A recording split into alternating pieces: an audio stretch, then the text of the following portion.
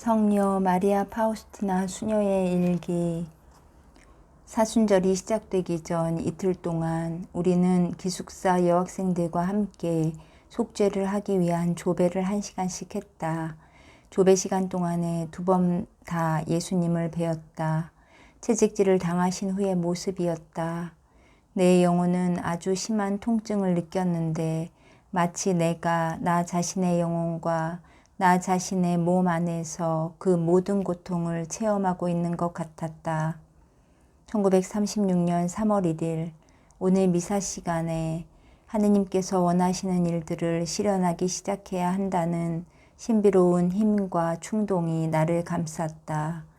나는 하느님께서 내게 요구하시는 것들을 너무나 분명히 이해했기 때문에 만일에 내가 참으로 하느님께서 내게 무엇을 요구하시는지 모른다고 말한다면, 곧 그렇다고 변명한다면 그것은 거짓말을 하는 것이 될 것이다.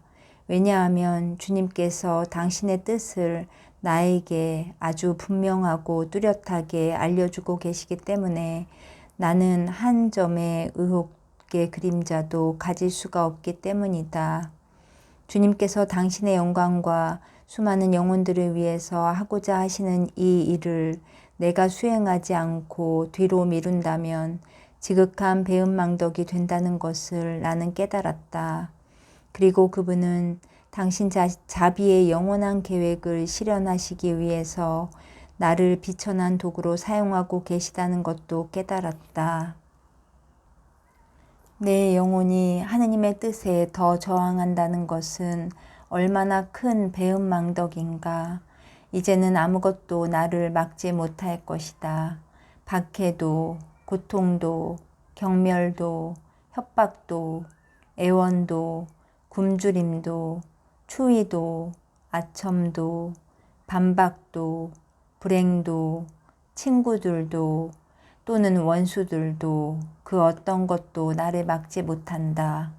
지금 내가 겪고 있는 일들이거나 앞으로 내가 겪어야 할 일들이거나 지옥의 증오까지라도 아무것도 내가 하느님의 뜻을 행하는 것을 저지하지 못할 것이다. 나는 나 자신의 힘을 믿는 것이 아니라 그분의 전능하심에 의지한다. 그분께서 내게 당신의 뜻을 알 수 있는 은총을 주셨으니까 그분께서는 당신의 뜻을 성취하는 은총도 또한 내게 주실 것이기 때문이다. 나는 나의 인간적인 본성이 자신의 저급한 욕구를 드러내면서 이 일에 대해 얼마나 심하게 저항하는지, 그리고 내 영혼 안에서 몇 번이고 큰 투쟁이 일어나고 있다는 것을 말하지 않을 수 없다. 그래서 올리브 동산에서 예수님께서 그랬던 것처럼 나 역시 영원하신 아버지 하느님을 부른다. 만일 가능하다면 이 잔을 제게서 거두어 주십시오. 그러나 저의 뜻이 아니라 주님의 뜻대로 하소서. 오 주님, 주님의 뜻이 이루어지소서. 제게 앞으로 일어날 모든 일들은 더는 비밀이 아닙니다. 주님께서 제게 보내시는 것은 무엇이든 온전한 정신으로 다 받아들입니다.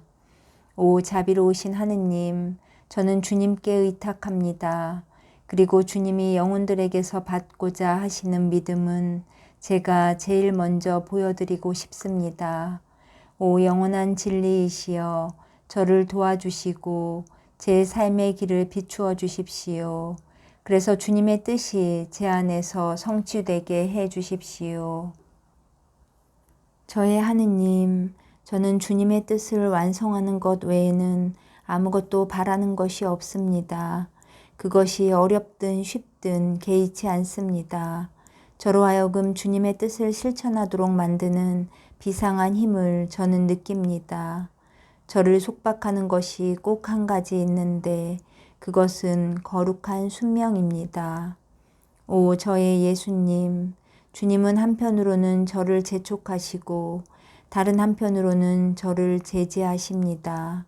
오 저의 예수님, 그렇지만 그 안에서도 주님의 거룩한 뜻이 이루어지기를 바랍니다. 나는 여러 날 동안 끊임없이 계속 이런 상태에서 지냈다. 나의 육체적인 힘은 점점 쇠잔해졌다. 내가 아무에게도 이런 것을 말하지 않았는데도 보르기아 원장 수녀는 내가 아픈 것을 알아보고는 나의 모습이 변했고 무척 창백해 보인다고 말했다. 그는 나에게 일찍 자러 가고 더 오래 자라고 했다. 그리고 저녁에 나에게 따뜻한 우유를 한 잔 보내왔다. 그는 자상하고 진정한 모성애로 나를 도우려고 애를 썼지만 영적인 고통의 경우에는 외적인 것들이 영향을 끼치지 못하고 많은 위로가 되지도 않는다. 나는 주로 고해소에서 힘을 얻어냈고 내가 행동을 시작할 날이 멀지 않았다는 사실에서 위로를 받았다. 목요일에 내가 방에 갔을 때 내 위에 거룩한 성체가 아주 밝게 빛나는 것을 보았다. 그때 성체의 위쪽으로부터 어떤 소리가 들려왔다. 성체 안에 너의 힘이 있다. 성체가 너를 방어할 것이다. 그 말씀 후에 환신은 사라졌다. 그러나 비상한 힘과 빛이 내 영혼 안으로 들어왔고 하느님께 대한 우리의 사랑은 그분의 뜻을 행하는 데에 있다는 것을 알게 되었다. 오 거룩한 삼위일체이시여 영원하신 하느님이시여 저는 주님 자비의 왕관에서 빛나는 작은 보석이 되고 싶습니다. 이 보석의 아름다움은 온전히 주님의 빛과 주님의 헤아릴 수 없는 자비에서 나옵니다. 저의 영혼 안에 있는 모든 아름다운 것은 저의 것이 아니라 오 하느님 모두 주님의 것입니다. 저 자신 혼자만으로는 언제나 정말 아무것도 아닙니다. 사순절이 시작되면서 나는 고해 신부께 이 대제 기간 동안에 고행을 할 수 있도록 허락을 청했다. 나는 먹는 음식의 양을 줄여서는 안 되지만 그 대신 음식을 먹는 동안에 주 예수님께서 십자가 위에서 식초와 담즙을 어떻게 받으셨는지를 묵상하라는 말씀을 들었다. 말하자면 이것이 나의 고행이었다. 나는 이 묵상이 내 영혼에게 그렇게 큰 도움이 될 줄은 몰랐다. 그것은 내가 계속적으로 항상 주님의 고통스러운 순환을 묵상하게 되고 또 그렇게 함으로써 내가 음식을 먹는 동안에도 내가 먹는 음식에는 개의치 않고 내 주님의 죽음만을 묵상하게 되는 것이다. 사순절이 시작되면서 나는 내 양심 성찰의 세부 주제도 바꾸어 달라고 청했다. 그랬더니 모든 것을 할 때 죄인들을 위해 속죄하는 순수한 지향으로 하라는 말씀을 들었다. 이 주제는 내가 항상 하느님과 결합되어 있도록 지켜주고 이 지향은 나의 행동들을 완전하게 만든다. 왜냐하면 내가 하는 모든 행동은 불멸의 영혼들을 위한 것이기 때문이다. 내가 겪는 모든 어려움과 고난이 죄 많은 영혼들을 하느님과 화해시켜 준다고 생각할 때 그 정도의 고통은 아무것도 아니다. 마리아는 나의 스승이시다. 마리아는 항상 하느님을 위해서 사는 방법을 나에게 가르쳐 주신다. 오 마리아님, 어머니의 겸손과 온유함, 그리고 침묵 속에서 저의 영이 밝아집니다. 어느 날 나는 5분간의 성체조배를 하기 위해서 경당에 잠깐 들러서 어떤 한 영혼을 위해서 기도하고 있었다. 그때 나는 우리가 어떤 영혼을 위해서 기도를 할 경우 하느님께서는 그 기도의 은혜를 꼭 우리가 마음에 두고 있는 영혼에게만 주시는 것이 아니라 다른 영혼들에게로 돌리기도 하신다는 것을 알게 되었다. 그러니까 우리의 기도가 우리가 생각한 영혼들을 연옥의 고통에서부터 구해내지 못한다고 해도 우리의 기도가 낭비되는 것은 아니다. 영혼과 하느님과의 깊은 친교, 하느님께서는 당신과 그 영혼만이 아는 특별한 방법으로 영혼에게 접근하신다. 아무도 이 신비로운 결합을 알아보지 못한다. 이 결합 속에서는 사랑이 모든 것을 주관하고 모든 것이 오직 사랑으로만 이루어진다. 예수님께서는 온유하고 다정한 방법으로 당신을 영혼에게 주시는데 그분의 속 깊은 곳에는 평화가 있다. 그분은 영혼에게 많은 은총을 주시고 당신의 영원한 생각들을 함께 나눌 수 있는 능력을 주신다. 그리고 종종 그 영혼에게 당신의 신성한 계획들을 열어 보여주신다. 안드라슈 신부는 하느님의 자비를 간절히 비는 영혼들의 그룹이 하느님의 교회 안에 있었으면 좋겠다고 내게 말했다. 정말로 우리가 모두 그 자비를 필요로 하기 때문이라고 했다. 이 말을 들은 후에 비상한 빛이 내 영혼을 가득 채웠다. 오, 주님은 얼마나 좋은 분이신지. 1936년 3월 18일 어느 순간인가 나는 주 예수님께 청했다. 주님이 친히 먼저 어떤 변화를 시작하시든지 어떤 외적인 사건을 일으키시든지 또는 내가 쫓겨나게 해달라고 청했다. 나 스스로 먼저 내가 우리 수도회를 떠난다는 것은 불가능하다고 판단했기 때문이었다. 나는 3시간 이상 이 문제로 고뇌 속에 빠져 있었다. 나는 기도를 할 수가 없었고 다만 나의 의지를 계속 하느님의 뜻에 종속시키는 봉헌만 하고 있었다. 다음날 아침 보르기아 원장 수녀는 미카엘라 총자님이 나를 바르샤바로 전임시켰다고 내게 말해 주었다. 나는 원장에게 내가 그곳으로 갈 것이 아니라 이 자리에서 바로 이 수도회를 떠나야 할 것 같다고 대답했다. 나는 이것이 내가 하느님께 청하던 외적 표지라고 생각했다. 원장 수녀는 대답하지 않았다. 그러나 잠시 후에 원장은 다시 나를 불러서 말했다. 수녀님, 그래도 그냥 가세요. 쓸데없는 여행을 하게 된다는 걱정은 하지 마세요. 그리고 즉시 다시 돌아오게 되더라도 일단 가세요. 나는 그렇게 하겠습니다. 가겠습니다. 라고 대답했다. 그러나 이 여행 때문에 이 일이 지연되리라는 것을 알았기 때문에 내 마음은 고통스러웠다. 그렇지만 이런 모든 것에도 불구하고 언제나 순명하기 위해서 나는 노력한다. 그날 저녁에 내가 기도하고 있을 때 하느님의 어머니께서 내게 말씀하셨다. 너희들의 삶은 나의 삶과 같아야 한다. 조용하게 숨겨진 삶, 하느님과의 끊임없는 일치 속에 인류를 위해 기도하고 하느님의 재림을 위해서 세상을 준비시키는 삶이어야 한다. 저녁 무렵 성체 강복 시간에 내 영혼은 얼마 동안 하느님 아버지와의 친교 속에 있었다. 마치 작은 아이처럼 내가 하느님 아버지의 팔에 안겨 있는 것처럼 느껴졌다.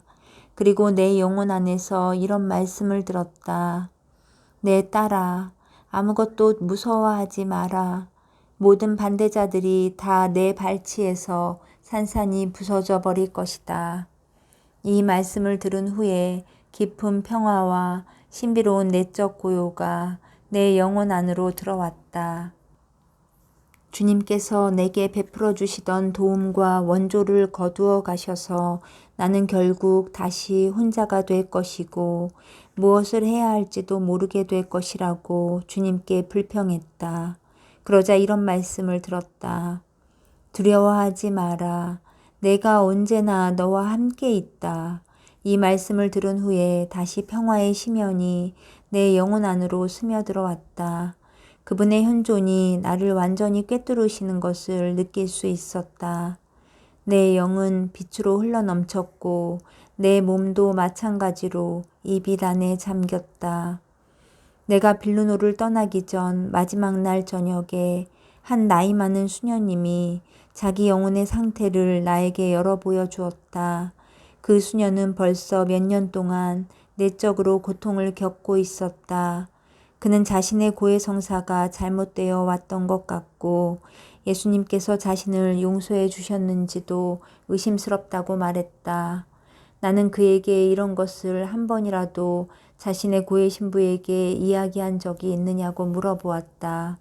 그는 여러 번 이 문제를 고해 신부에게 이야기했었다고 대답하면서 고해 신부들은 언제나 나에게 안심하라고 말하지만 그래도 나는 여전히 고통을 당하고 있고 아무것도 나를 안심시켜 주지 못합니다. 하느님께서 나를 용서해 주지 않으셨다는 생각만 하게 됩니다. 라고 내게 대답했다. 나는 수녀님은 고해 신부에게 순명하셔야 합니다. 그리고 절대로 안심하세요. 왜냐하면 이것은 유혹이라는 것이 확실하기 때문입니다. 라고 대답했다. 그러나 그 수녀는 예수님께서 자기를 정말로 용서해 주셨는지 그리고 자기의 고해 성사가 잘못되었었는지를 예수님께 여쭈어 보아달라고 눈물을 흘리면서 나에게 애원했다. 나는 완강하게 말했다. 수녀님이 자신의 고해 신부들을 믿을 수 없다면 직접 여쭈어 보세요. 그러나 그는 내 손을 꼭 잡고 내가 대답할 때까지는 놓아주지 않을 작정이었다. 그리고 계속해서 자기를 위해서 기도해 달라고 그리고 예수님께서 자신에 대해서 내게 무엇라고 하시는지를 알려달라고 간청했다. 그는 비통하게 울면서 나를 놓아주지 않겠다고 말했다. 수녀님, 주 예수님께서 당신과 이야기하신다는 것을 내가 압니다. 그가 나를 잡고 놓아주지 않았기 때문에 나는 그를 놓아둘 수가 없었다. 저녁에 성체강복 때에 내 영혼 안에 이런 말씀이 들려왔다. 그의 불신이 그가 범한 죄들보다도 더 나의 마음을 아프게 한다고 그에게 말해다오. 내가 그에게 이것을 이야기했을 때 그는 어린아이처럼 울기 시작했고 크나큰 기쁨이 그의 영혼 안으로 들어갔다. 나는 하느님께서 나를 통해서 이 영혼을 위로하기를 원하셨다는 것을 깨달았다. 무척 힘든 일이었지만 나는 주님이 원하시는 것을 들어드린 것이었다. 같은 날 저녁 나는 내가 이 수녀원에 있는 동안 주님께서 내게 내려주신 모든 은혜에 감사하기 위해서 잠깐 경당에 들어갔다. 그때 갑자기 하느님의 현존이 나를 감쌌다. 마치 내가 작은 아이가 되어 가장 훌륭한 아버지의 품 안에 있는 것 같이 느꼈고 이런 말씀을 들었다. 아무것도 두려워하지 마라. 내가 항상 너와 함께 있다. 그분의 사랑이 내 존재 안으로 온통 스며들었다. 나는 말로는 표현할 수 없는 그분과의 깊은 친교 속으로 내가 들어가고 있는 것을 느꼈다. 그때 나는 7 영들 중에 하나가 내 곁에 있는 것을 보았다. 그 영은 다른 때처럼 빛나는 모습으로 광채를 발하고 있었다. 내가 기차를 타고 가는 동안 나는 계속 내 옆에 있는 그를 보았다. 나는 우리가 지나치는 각 성당마다 천사가 하나씩 서 있는 것을 보았다. 그러나 그들은 나의 여행에 동행하는 그 영보다는 희미한 빛을 내고 있었다. 그리고 성당들을 지키는 각 영들은 내 곁에 있는 영에 머리 숙여 절을 했다. 내가 바르샤바에 있는 수녀원의 대문에 들어섰을 때 그 영은 사라졌다. 나는 하느님의 선하심에 감사했다. 그분이 우리에게 천사들을 동반자로 주시기 때문이다. 단지 소수의 사람들만이 자신들 곁에 이런 손님이 항상 함께 있다는 것을 그리고 그들이 모든 것의 증인이라는 것을 깨닫고 있나니 죄인들이여 당신들의 모든 행동에 대해서는 증인이 있다는 것을 기억하라. 저의 예수님, 주님의 선하심은 우리의 모든 이해력을 초월합니다. 그리고 주님의 자비는 끝이 없습니다. 단죄는 단죄를 받고자 원하는 영혼에게 내리는 법입니다. 왜냐하면 구원을 원하는 자에게는 하느님의 자비가 끊임없이 퍼올릴 수 있는 끝없는 바다가 주어지기 때문이다. 어떻게 작은 그릇 하나에 측량할 수 없는 바다를 담을 수 있는가? 내가 수녀들과 작별 인사를 나누고 떠나려고 하는데 그들 중에 한 수녀가 자신이 나의 임무를 거의 도와주지 않았고 돕더라도 매우 게을리했을 뿐만 아니라 오히려 모든 일을 더욱 어렵게 만들었노라고 용서를 청했다. 그러나 내 마음속으로는 그를 큰 은인으로 생각했다. 왜냐하면 그 덕분에 나는 많은 인내심을 키울 수 있었기 때문이었다. 그렇게 참는 나를 보고 한 노인 수녀님이 파우스티나 수녀는 바보가 아니면 틀림없이 성녀야. 보통 사람이면 저렇게 계속 분풀이를 하면서 괴롭히는 사람을 참아낼 수가 없을 거야. 라고 말할 정도였다. 그럼에도 불구하고 나는 언제나 선의를 가지고 이 수녀를 대했었다. 그 수녀는 내가 애를 쓰는데도 불구하고 하는 일을 언제나 더 어렵게 만들려고 노력했고 어떤 때에는 내가 잘해놓은 일을 망쳐놓았다. 우리가 작별을 하게 되었을 때에 그는 자신이 이런 짓을 했던 것을 나에게 고백하면서 나의 용서를 빌었다. 나는 그의 의도를 알아보려고 한 적도 없었고 그저 하느님께서 보내시는 시련으로 받아들였었다. 나는 사람에게 어떻게 그처럼 심한 질투심이 있는가 하고 크게 놀랐다. 나는 남의 좋은 것을 보면 마치 그것이 내 것인 양 기뻐한다. 다른 사람의 기쁨은 나의 기쁨이고 다른 사람의 고통은 나의 고통이다. 그렇지 않다면 나는 감히 주 예수님과 사귈 엄두도 내지 못할 것이다. 예수님의 영은 언제나 단순하고 온유하고 진실하시다. 선의의 미소로 거치장을 한 모든 악의, 질투, 그리고 불친절은 교활한 작은 악마들이다. 진실한 사랑에서 흘러나온 엄격한 말들은 마음의 상처를 주지 않는다.